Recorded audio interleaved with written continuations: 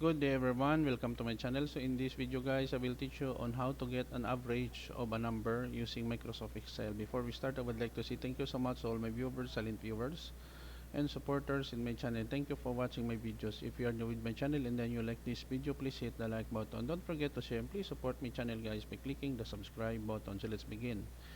I am here in Windows 11 desktop, so I will double click the shortcut Excel 2007 to run the program.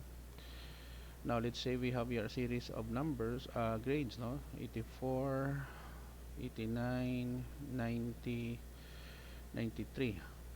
Now, so we have here A1, 84, A2, 89, A3, 90, 84, 93. Now, to get the average, we use the formula equals average A1 colon A4. Close the parentheses and then press the enter key. So we have 89. Okay.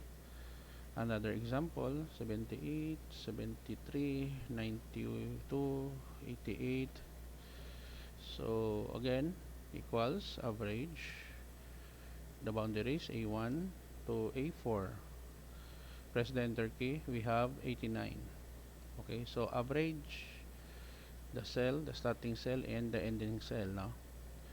So that's it guys, no, on how to compute for the average of a series of numbers using Microsoft Excel. Thank you so much for watching. I hope that you have learned something new in this video.